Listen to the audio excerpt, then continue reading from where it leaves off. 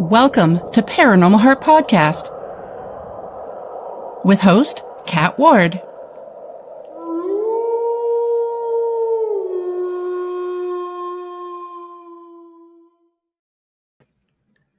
Hello again. Welcome, my friends, to Paranormal Heart Podcast, Paranormal Talk with Heart and Soul. Tonight's segment is pre-recorded, streaming on United Public Radio Network, 107.7 New Orleans, and 105.3 the Gulf Coast, YouTube, and any place you find your favorite podcast. You already know I'm Kat Ward. Thank you so much for tuning in with us. So before I bring on tonight's guest, I want to give a special shout out to Heidi and her sweet granddaughter, Audrey Marie. They listen to the show together, and that just warms my heart. So thank you so much, both of you, for your love and support. It truly means the world to me. So, folks, can you believe it? We've made it to segment 50 on the network, UPRN. And to celebrate, I couldn't think of two better people to join me than my dear friends and returning guests, Ann Selene and Ron Crypto Guru Murphy. Tonight, we're diving into a really fascinating topic, the connection between psychology and the paranormal. So please help me welcome Ann and Ron. Hello, guys. Hello. Welcome back. Yeah, you are indeed one of our favorite people as well, too. Well, and it's you. an honor to be here. So I'm looking forward to this. Yes, Thank I'm you. so excited. What an honor it is to be back. Oh, But- the honor's mine. And I'm not surprised about your longevity either. You have a very cool little talk show here, and I learn something every time I tune in. Thank you so much, Ron. Yes, congratulations on 50. That's great. Thank you. As everyone else knows, I can't remember what the actual episodes are because I went by episode, and then since joining the network last year, I think it was October, I now have 50 under my belt, so it's 200 at least in total, and it'll be 8 years that I have this little podcast. It'll be at the end of November. Will be 8 years. Wow. That's That's incredible. Yeah. That's an Good for achievement. you. Cool. Thank And you you. also have a very loyal following as well, too. That's the reason, I like to be on your show, and I like to be on Dave Scott's show, is because you have Dave's your awesome. own entourage that comes with you. And they always ask great questions and everything. So, Yep. so yeah, that says something about the love that people have for you out there, Kat. Thank you, Ron. Mm. Yeah, I get a lot more interaction and more questions when the episode is live, obviously. But pre-records, I still have people commenting. They send me messages. So, yeah, I'm just so happy that people are still listening. Well, heavens, yeah. And there's something like, so Ann and I, we recently just did a conference together a couple of weeks ago. And, there is a need for these kind of forums. People have tales to tell, and this is kind of like a catharsis. There's a lot of people out there that experience things that they cannot explain. And to have a safe space, which your show certainly is, to come on in here and talk about what they've experienced is, one of the best feelings in the world. So, I'm happy to be here as a facilitator, which basically we all are. And I think that when we get into everything, we can see how interconnected everybody is. When we connect the proverbial dots of the paranormal. Yeah, like I've said so many times that the paranormal, the thing that really intrigues me and fascinates me is no matter where you are in the world, it doesn't matter if you're rich, you're poor, the color of your skin, what religion you are, everyone's having these paranormal encounters that they just can't explain. So it brings us together as a people. It really does. Oh, It's a beautiful healing. Yeah. Yes. And I find back in the day, you guys probably remember this, there was so much drama when it came to the paranormal. Your research was BS, I don't believe you. You're crazy. You didn't experience this. But people have gotten together and we decided we're going to say no to the bullies and we're going to give us, again, I hate the term para-unity, but that's what it is. Everyone has united together to stand up and say, no, this is my research. These are my guests, and I absolutely love that. Yeah, for the most part, there are still going to be factions out there. Yes, and there are always going to will. still be. That's right.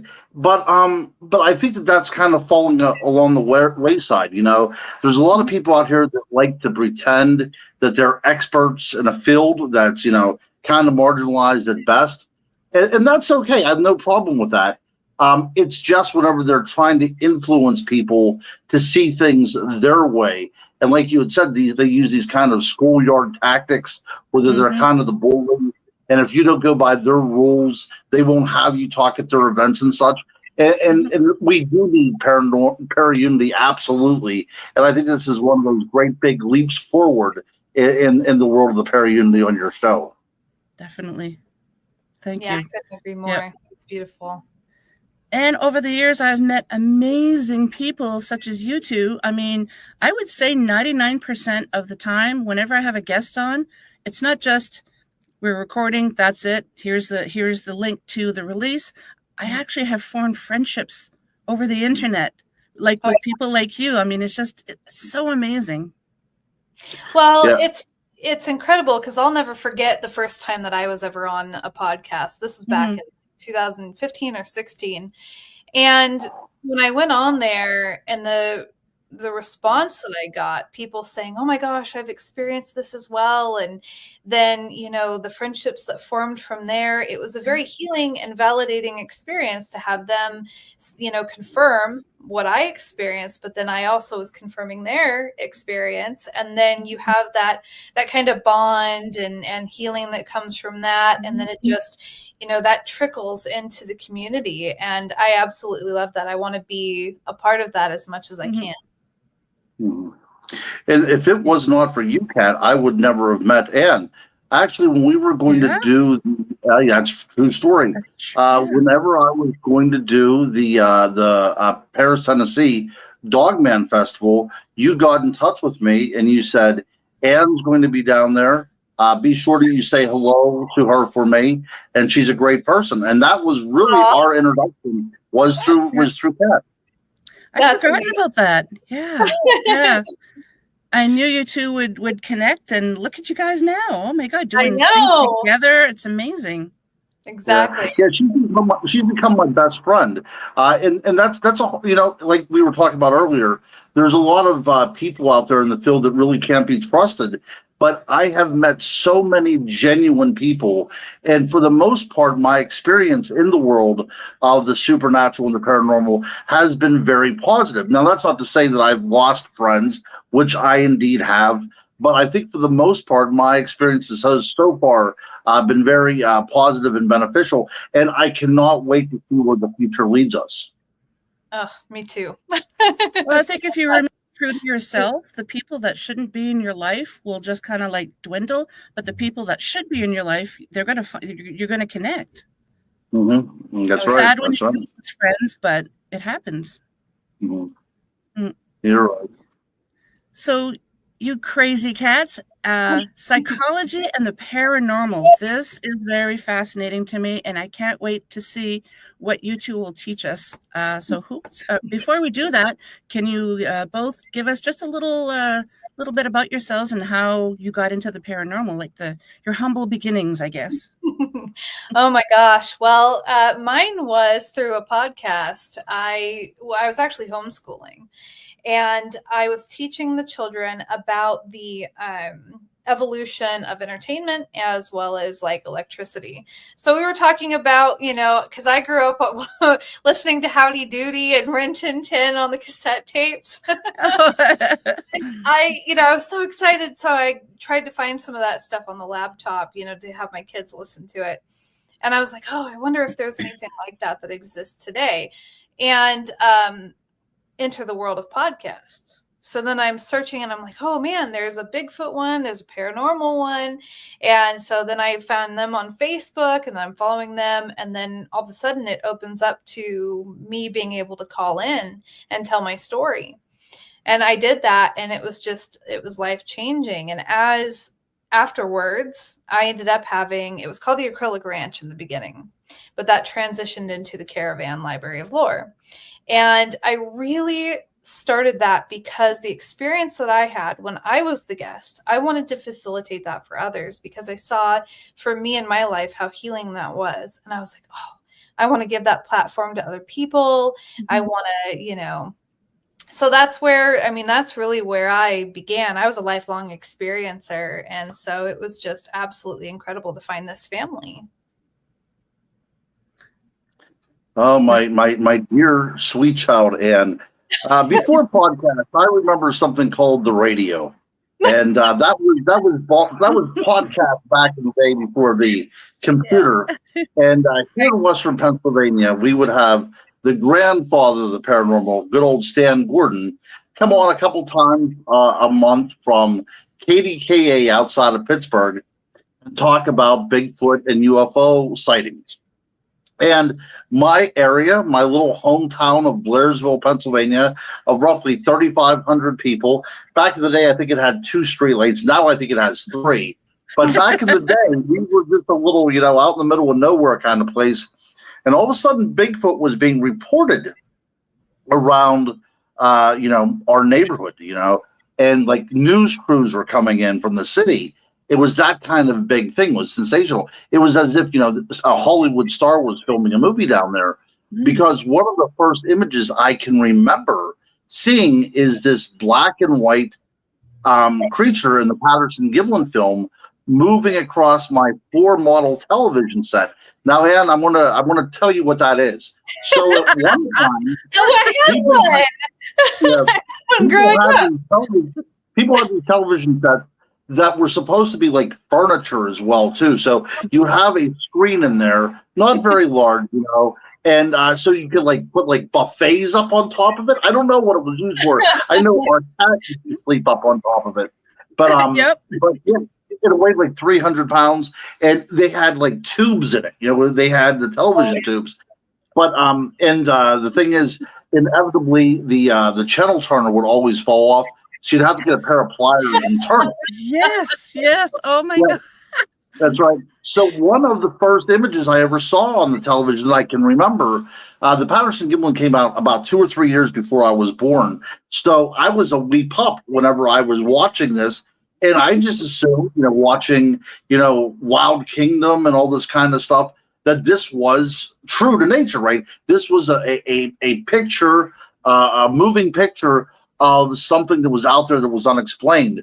So in my fertile imagination, as I'm developing, my personality, I was so intrigued by these tales that my mother would tell of the paranormal and, sitting around listening to radio shows, podcasts back in the 70s, and just going out with her looking for these things was so cherished memories to me that I now take my children and my grandchildren out because it fosters within you imagination, which is slowly dwindling away.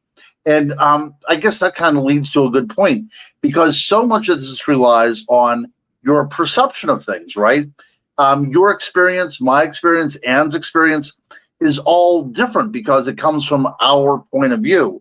And our point of views are informed by all kinds of things, our religious background, our education, the way we see the world around us. So I think this is a good starting point, because as we were growing up in a world that was imbued with the supernatural, it was also translated through our eyesight and processed through our brain to be something that was entirely personal to each and every one of us. Mm-hmm.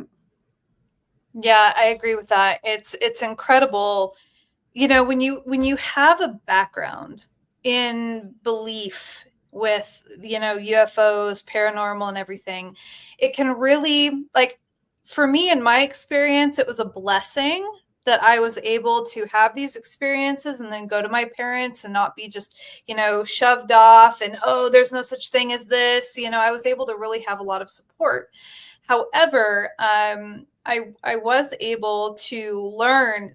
So there's been a couple books that I've come across as I've gotten older. One of them is called The Body Keeps the Score. And it teaches a lot about trauma therapy and how, we can have somatic situations where, from one situation that I had when I was a child, I always felt something in my lower back. I had this strange experience that I thought was more of an alien being that was kind of going around my bed. And I thought it was maybe an abduction dream. But it seemed more like a reality, because in my body, I could still feel something in my lower back, and it always stayed with me. And that made me think, okay, this is something real. But for some reason, I never really talked about that. That was one experience that I was just very unsure of. It didn't make it into my book. I haven't really talked about, on podcasts or anything. And through the therapy that I've done, because I do believe, I don't think that you have to have something wrong with you to go to therapy. I think that if you go to therapy, it can be very helpful to dive deeper within yourself and cultivate a closer relationship with yourself and work on self-love. Because as we heal that part of ourselves and we have a good relationship with ourselves, we're going to have better relationships with everybody in our lives. So as I went through this journey, I realized how incredibly intricate our brains are in regards to putting puzzle pieces together. Mm-hmm. Our brains are desperate to build a story. So if something happens to you and you have a lot of cortisol running through your brain, it's going to hit this memory center, and it's going to cause misremembrance. It's going to cause false memories. It's going to cause amnesia, different things depending on what happened and your personal makeup. But through this journey, I realized that this experience was my brain dealing with a trauma that actually happened, a real world human trauma. But my 6-year-old brain thought it would be easier and be able to deal with the trauma better to think, oh, it was an alien abduction. Because then it's something that's outside of you. It's something that it's easier to deal with than looking the actual person in the face and going, oh no, this is what happened. And so, but that's not to say that that's every single situation. That's just one of the, possibilities that we do have to look down as we're, traveling this path. Yeah, I think and by extension, the other thing that Ann and I like to investigate and focus on is trauma that is part of humanity itself, cultural trauma, folk memories, that we all have this kind of shared trauma from somewhere in history, which is very Jungian as well, too, this idea of a collective unconscious, that's something so... I guess the word would be not so much terrifying, but we encountered something in our deep past that made us fear things that go bump in the night, right? And all this stuff can't really be imagined. So I come from the focal point that something happened in our deep past that we did encounter monsters of some kind, whatever, whether it be, relic human beings for the wild man mythos, or cannibal tribes that related to vampire and werewolf myths. But I am convinced through all my research that we as human beings encountered things, and these have become our collective nightmares. These have become the archetypes, which is all over the world, right? Nearly every culture around the world has the idea of a wild man, or the vampire, some sort of undead creature that would come and feed off of the living. This is just a part of humanity. So why in 2025 do we still need these? And I think that it's just part of our DNA. It's really embroidered into our DNA because of what we encountered in the past. And if you look at the teachings of Piaget, even though this applies to young children, I look at humanity in its infancy in a way, right? Just whenever we were starting to learn how to walk and become, civilized in a way, we were brought up against obstacles, and how we overcome these obstacles is what shapes us for the rest of our lives. So through the rest of our days as humans. And I think there was a need in our collective memory to not identify human beings as these heinous monsters, which we are capable of being. Oh, yes. So we have now projected onto the canvas of humanity these monsters. And like a Scooby-Doo cartoon, inevitably at the end of this mystery that we encounter, once we take off the mask, it usually, unfortunately, is a human being underneath there. We have went through wars in which we've done, we've brought hell to earth. We've been through things that human beings shouldn't do. But then, if you look back, Ann and I were researching about famous werewolf cases, and there was a man back in Germany, and this was, I believe, in the 1500s, that he would abduct children and kill them, and the next day he would be out helping the parents searching for the child that he killed. And he would abduct pregnant women and kill them and eat the fetus. And all of this time, it was a human being, but everything that he was doing seemed so monstrous that the community thought it had to be a werewolf because a human being couldn't do this. And talking about the psychology of the werewolf or of the monster as well, many times whenever these people were brought to trial, they also did not want to admit that they were capable of doing such things. Mm-hmm. So it was usually an alibi of the devil made me do it, right?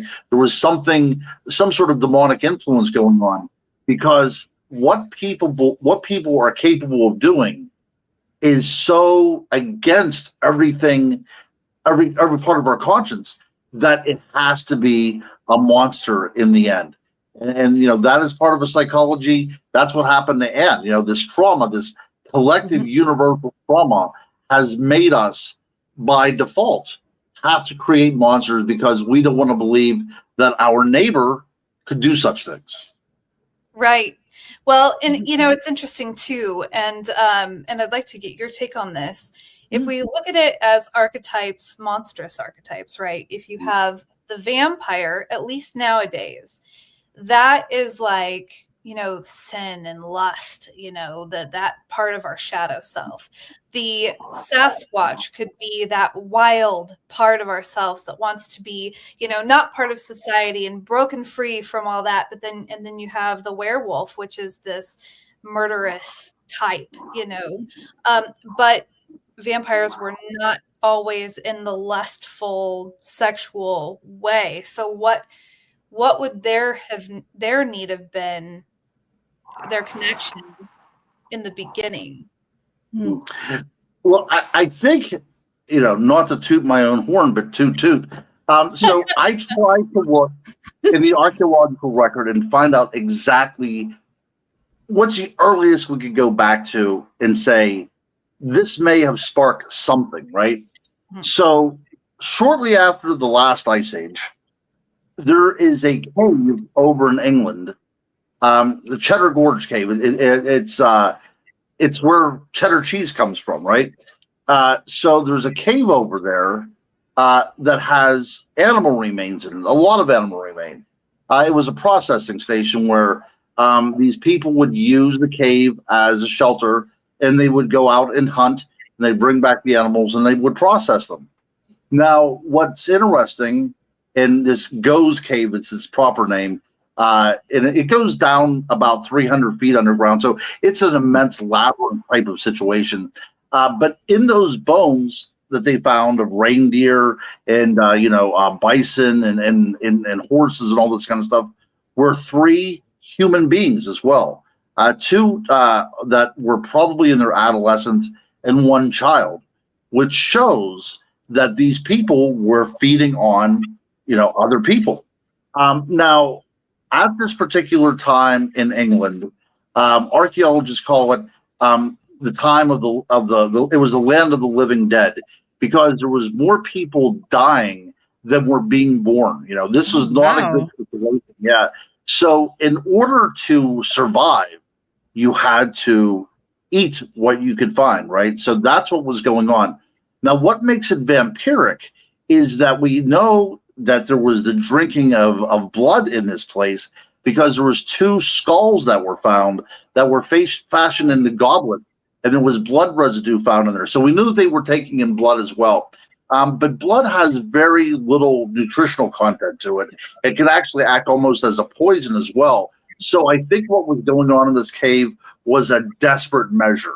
This was just, like at a time whenever, there was times in the Middle Ages that castles were under siege and dogs and cats and vermin were eaten because people will do anything to stay alive, right?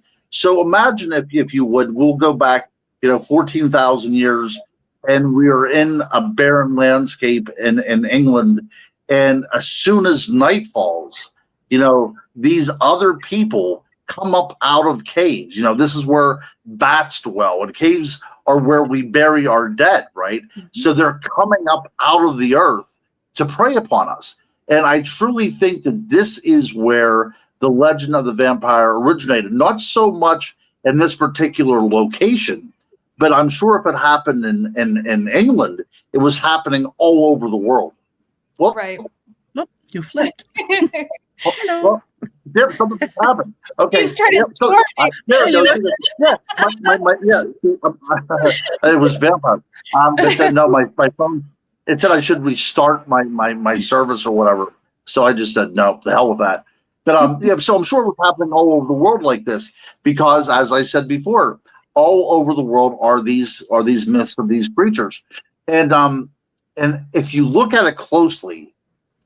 Vampires were always known to prey upon children. That's a common factor throughout the whole world. And if you look at Go's Cave, these were young people that were being preyed upon because they're simply easy to catch. A child's not going to fight back. So I think that is really one of these crucial points in our evolutionary development that we had to hold on one thing. My phone's just going nuts. That we had to encounter such things, and we didn't want to admit that human beings were able to do such things, so we made them into monsters. Totally agree. Yeah, I mean, to be able to create all these monsters, and it's really a reflection of what humanity can be that we don't want to admit that we can be. That's right. Absolutely. Yeah. And I guess, even if you look at Nazi Germany during World War II, you had a lot of allusions to things like wolves and wolves.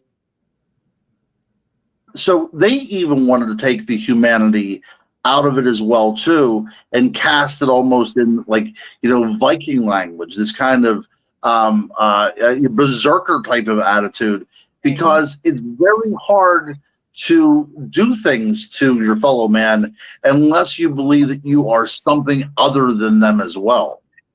Right. That makes a lot of sense. And this is so, if I can segue here for a second. Sure. When we create these monsters and we put all of this stuff off on something other, something outside, this is also what makes it so hard in our field, because for an example, when you have, we're out at night, let's say, and we're walking through the woods. Well, let's say we believe in Sasquatch. Maybe we're out there searching for him. And then all of a sudden we see something. It's off in the distance. And we're like, oh, is that him? And you see the shape, and he kind of, maybe he's there, but then he kind of goes away, and then maybe it's back and it's over in a different area. And this is also what I think could go towards people thinking that Sasquatch is on the woo side of things, because he appears and then he disappears. But there is something that I learned about called night myopia. So this is, we become nearsighted, humans do, at night. Our brains, are also filling in the gap. So we can't really see, and we're trying to make out these shapes. And then our brain is going to connect the dot, put in those puzzle pieces. It's a Sasquatch. And then now you're seeing the shape of it. However, it's really, really hard for people if you tell that to them. And I'm not saying that is the case for every encounter. I'm saying that this is another avenue to explore. But there are going to be the people that say, no, I know what I saw, because it's really hard to come to that conclusion. I have to wear glasses. I didn't want to start wearing glasses. And it was just, oh man, is my body actually changing like this? Is this something that I'm going to have to do for the rest of my life? It's really hard for us to realize the changes that we go through, or if we do something that isn't out of love or the best, if we make a mistake, it can be almost impossible for some people to actually admit the mistake. Some people never do. Yep. So that's where this starts to get really difficult, I think, for us with, being the receivers and receiving reports. But also we have to point out too, the Sasquatch, the Bigfoot phenomenon, we were also talking about something that's in the shape of a man as well, right? So we still have this humanity to it, even though it's monstrous. It's still in our shape and our form, which makes it even more terrifying, And I think that what has happened is because so many cultures around the world have this as their archetype, it has become deified in many cultures, especially in the East. The Yeti is not wholly physical. It has two very particular substances, one very subtle, and then the physicality of it as well, too. So, too, with First Nations and Native American groups. Not every single one, but most of them have this element where it straddles two different realities, the very vulgar, mundane world, and then the supernatural, divine world as well. And so where does that come from?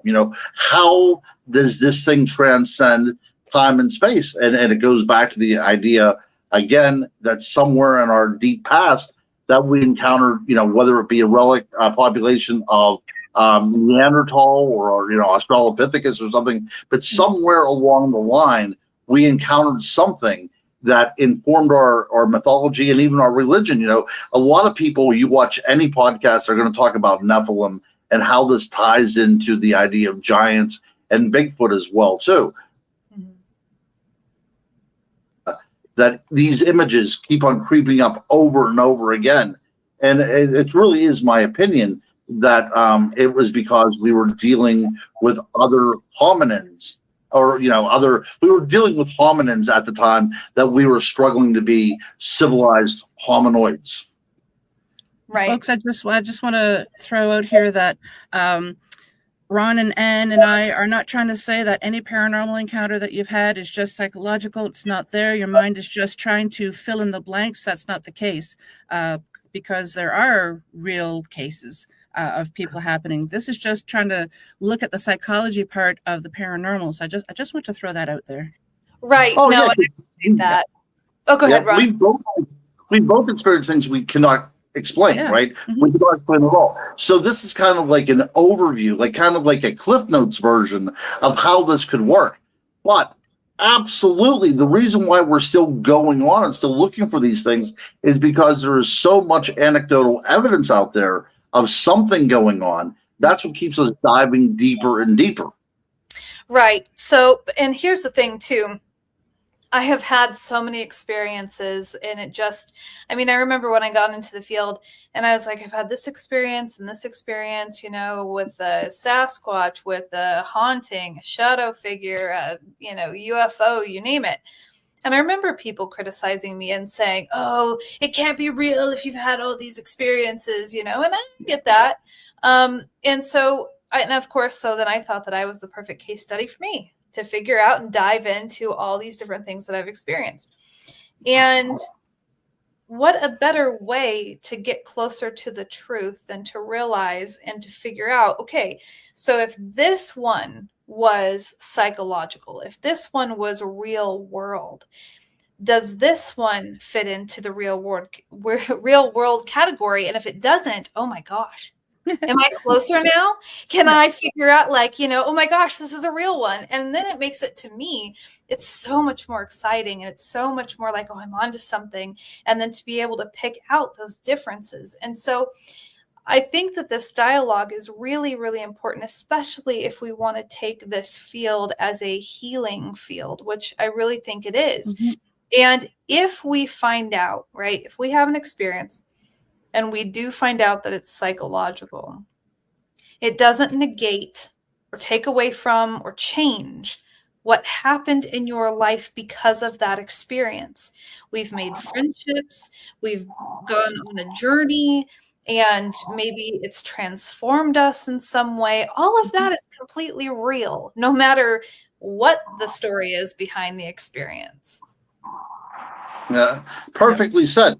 Because even if you're having an experience, whether it would be ghostly or, an encounter with a cryptid or whatever, at the end of the day, it is still psychological, because I can't say to you, here's my experience, take a look at it, because it's my personal experience. It resides in my mind. And as time goes by, it's going to change, it's going to ebb, it's going to flow, and ultimately it might morph into something completely different. So even though we're not putting down every single encounter, because some encounters indeed are genuine, but it always is going to have a psychological component because it's personal to the person seeing it. I also feel that if you're researching any aspect of the paranormal, you have to think outside of the box too. So you have to add psychology to it just to see if there's correlations, bring up those tough discussions too, because maybe someone is going through a psychological, what's the word I'm looking for? Crisis or... Thank you. Yeah. And maybe that crisis has brought paranormal activity to that individual because of that, or vice versa. We don't know. So we have to broaden our research and look into every aspect. At least that's what I feel. Absolutely. Exactly. And of course, I don't remember the percentage. Maybe you guys know it, but we only use a teeny tiny percentage of our brain, whatever that is, but it's small. And so when we look at the psychology and when we start to get into the topics such as manifestation, right, we realize how powerful our minds are, how important it is to learn all these different things. I mean, when I realized, gosh, it's so hard for me because I'm so excited now and there's all these different things. So, okay, so I'll start off with saying, when we look at remote viewing, I believe that this is something that we all can do. I don't think that anybody's special. I think that it is a muscle that we can work out, no different than our arms or our legs. And when we do that, and I think we're, because if everything is made up of energy, we're tapping into that. And so if our thoughts and everything in the world is made up of energy, then the more thought we put into something, the stronger of a magnet it is. So then we're pulling it to us. And this is how I believe that manifestation works. And this can work in regards to, and this is the hard part though too, there's a gray area here, because either A, we can manifest a paranormal experience, right? Draw one to us and it could be genuine. Or we can manifest a psychological situation that makes us believe that it was paranormal. No matter what, though, the outcome is the same, whether it was real or not. And that outcome can be, healing, growing, transformative, whatever. But yeah, if we could jump into the power of manifestation, that's huge as well here. It is, yes. Yeah, one of my favorite cases in the UFO world, and I was really terrified by this since I've been a kid, was the Barney and Betty Hill case up there in New Hampshire. This was a white woman who was married to a black man, and they were involved very much in the NAACP and everything. And this is early, right? This is the early '60s. So this is a time whenever this still isn't so prevalent, and really in parts of the United States even illegal. So we have a tale about these people coming back from vacation in Canada, and as they're heading on home, they see these lights, right? They see these lights, and then they have missing time. And it's not until they go through this psychological journey, this hypnosis and everything, before they start claiming that they were abducted by aliens. And the wife, Betty Hill, said there was sexual tests done. There was always this idea of sexuality involved in this as well too. So one of my theories that Ann actually opened me up to this, and she'll be able to fill you in because she does it so eloquently, about the eye movement. What is that? What is that called? Oh, okay. So this is EMDR. It's Yeah. eye movement desensitization reprocessing. There And you go. yeah, There you it's go. so quick. It's absolutely incredible because the way that it rewires your brain, so you can close your eyes and tap back and forth with your hands, or somebody will go like this and your eyes will go back and forth. Mhm. And it causes the neurons and everything to cross, and it'll actually regrow the hypothalamus. So when you're a child, if you have preverbal trauma or trauma before the age of 8, your hypothalamus will actually stop progressing its growth. And and that also affects your cortisol production. So then later on in life, if you go to a therapist and you're doing the EMDR, you can actually start to see a physical change in the hypothalamus, and then your nervous system starts to regulate, and the production of cortisol also lessens. Okay. No, I think because I think it's Wow. important Yeah, because she's awesome. So she is. many UFO encounters begin with lights, right? These lights that they see, Yep. and then Oh, is last. is it Okay. possible they suffered a traumatic encounter that they then kind of processed it as if it was something extraterrestrial? Because again, a back road at night, a white woman, a black man. She was saying that she was being, examined from a sexual standpoint. Is it possible that they ran into some people who did some very, very bad things to them? Yeah. And again, we have the idea of the lights and everything like that, and their brain just simply restructured this very traumatic event as being something that was extraterrestrial, because that was also part of the culture of the time as well. We had those like the Outer Limits and the Twilight Zone.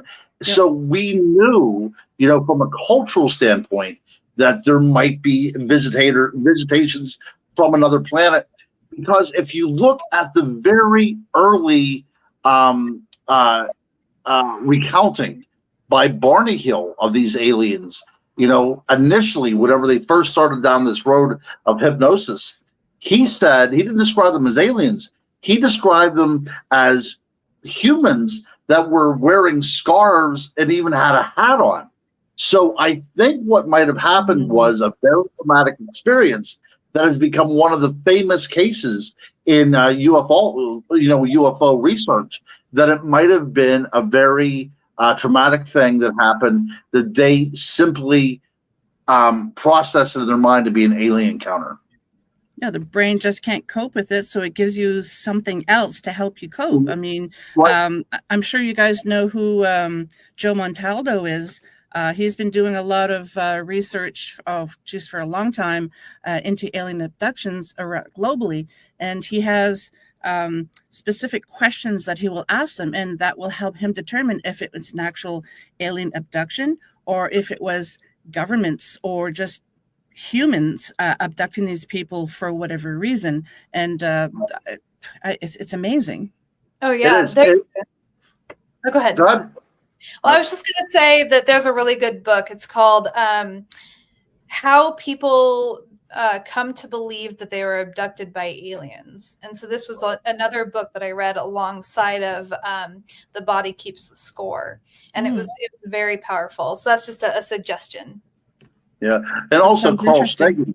Yeah, Carl Sagan stated too, if there is an advanced civilization that is able to, cross time and space to get to us, they would only have to abduct one human being and get everything in that genome sequence and everything else from that one human being. So it's not necessary to keep on abducting people, but this was before we had the technology to do such things.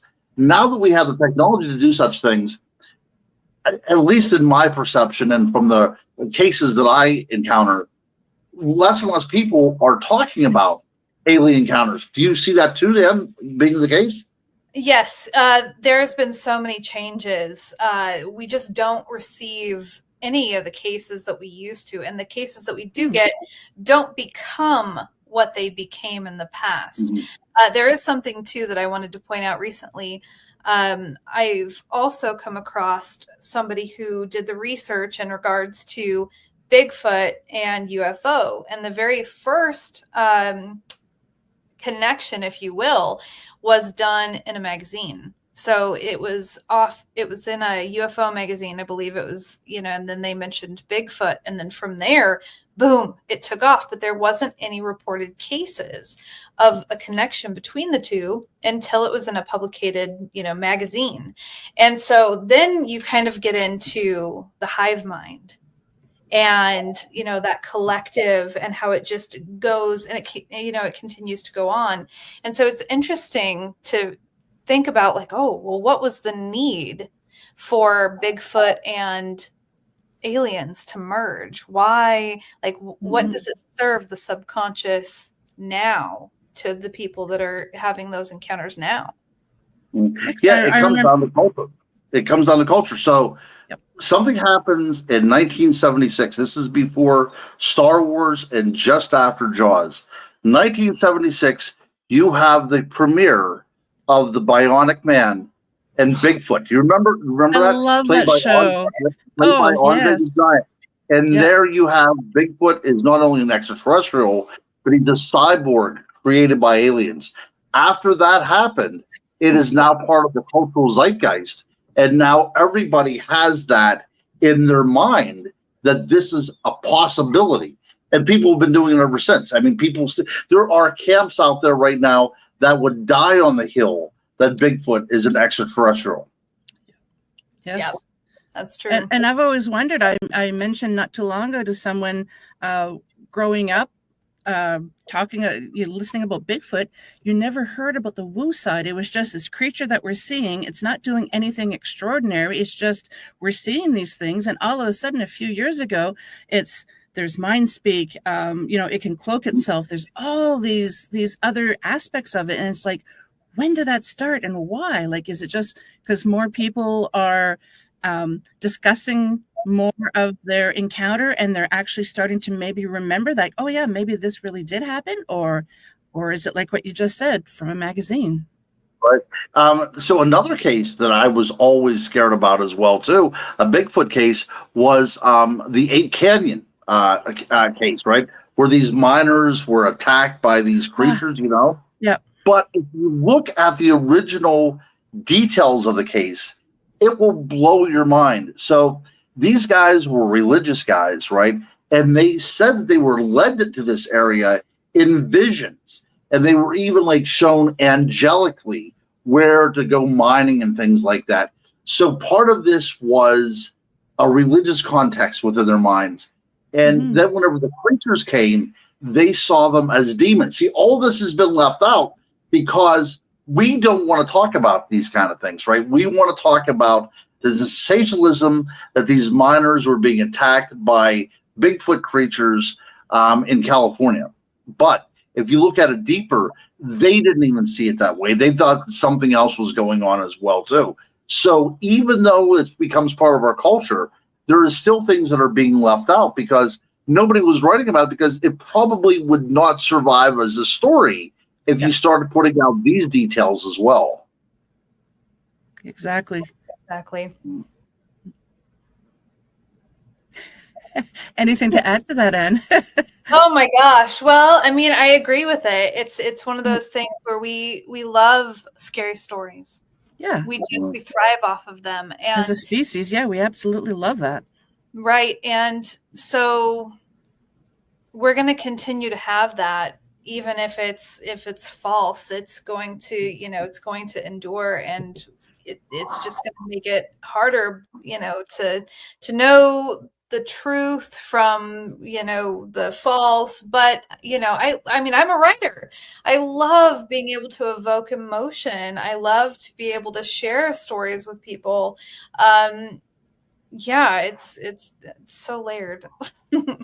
Yeah, but if we think again, we talked about at the onset of the show is that the at one time when we were not apex predators and we were pretty near the bottom of the food chain, the only thing that was keeping us alive is us gathering as a community around a fire, right? Because we're the only things on this earth that can create a fire.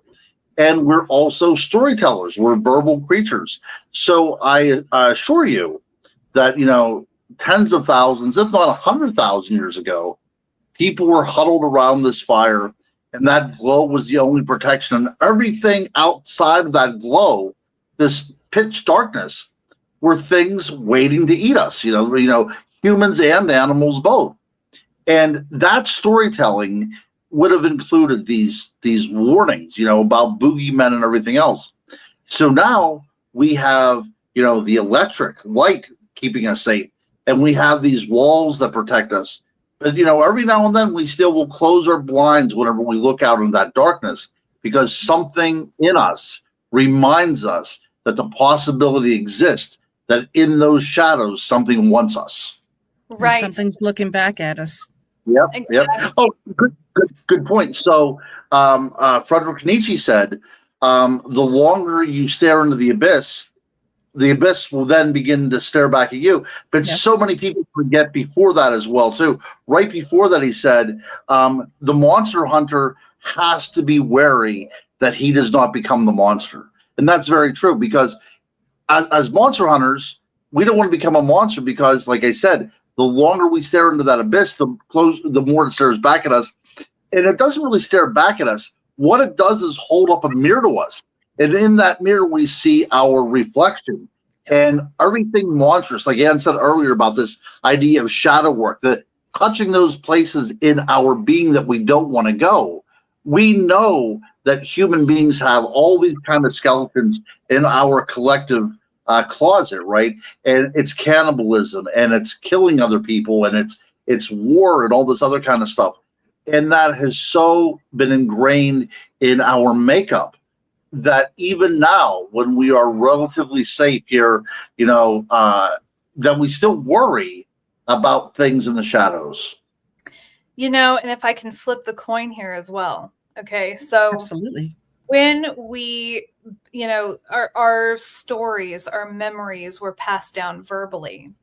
And what has ended up happening as well. So this is another need for these monsters, if you will. So not only do we use them as scapegoats, but they're really important as reminders, because something that I like to talk about is the great forgetting. So we have fallen into this great forgetting where we have become separate. Like you said, now we're under this electric light. We're in these, hard structures, and we're separate from the forest. And now we're in our, man-made world. And what has happened is, it's affected our circadian rhythms. It's affected our connection to spirit, to earth, to all these different things. So when we're out there, I believe another reason why we might come across something like this is they appear to remind us of where we have come from, because we have forgotten. And I mean, when stories go and they're passed down from another person to another person, it also becomes a game of telephone. And so now we're so disconnected from the truth, from our roots. And I think that things such as, Bigfoot, regardless of what it is as well. So it could be a completely flesh and blood creature, which I think that it is. That's my camp on it. I think that there is something else out there that could be like a shapeshifter and take that on. But even if we cross paths with a flesh and blood Bigfoot, I think universe-wise, it was meant to happen, because then it's a reminder of where we've come from and how far, I just want to mention too, what's that, Ron? She's very good at this, isn't she? Oh, she is. You both are. Yeah. I just want to mention Dr. Jekyll and Mr. Hyde too. So, I mean, creating this monster that you don't want to admit that was a part of you. That's still the psychology part. Mm-hmm. That's all. Yeah, it's like Frankenstein as well too. Yeah. Yep. That we gave birth to this thing, and it's a reflection of who we are, right? And instead of going after the creator, they always went after the poor monster. Yeah. Yeah. sometimes the monster's not what we think it is. It's just. Absolutely. That's absolutely the case. Yes, indeed. So we have a few more minutes. I can't believe this has gone by so fast already. So before we sign off, we still have about 3-4 minutes. But anyways, I'd like to for you two to mention to listeners where they can find you if they want to discuss further about this topic or anything in general about the paranormal.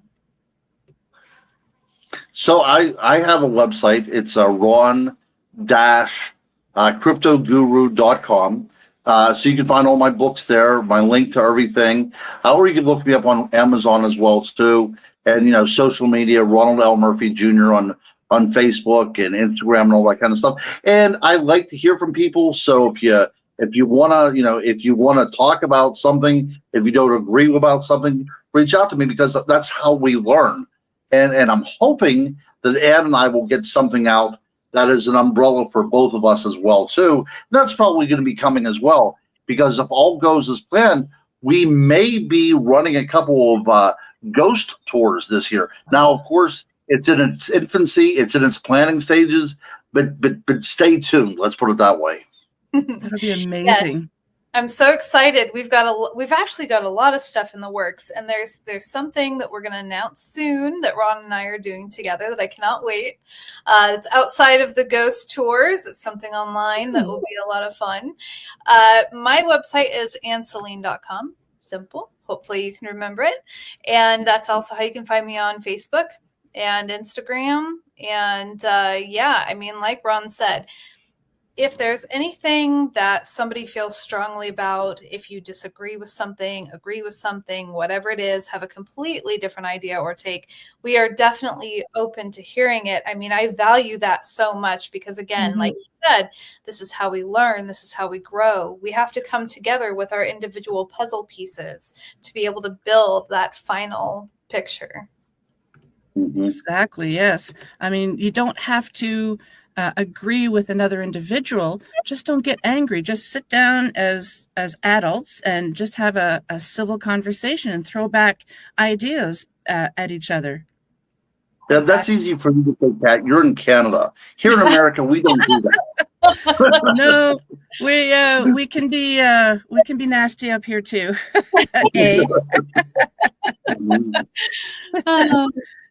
Well, thank you so very much, you two. I just adore both of you, and it's been too long since you've been on the show, and we'll have to not have such gap in time to have you on again. Yes, I'm looking forward to it. Thank you so much. You've been awesome. You guys are awesome.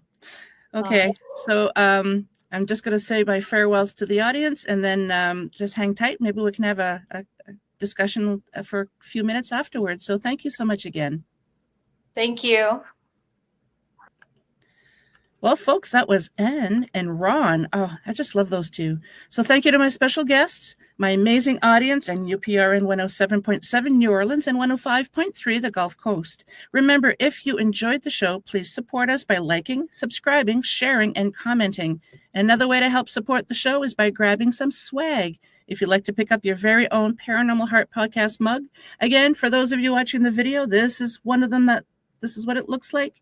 Drop me an email at paranormalheart13@gmail.com. Until next time, much love to you all. Take care of each other.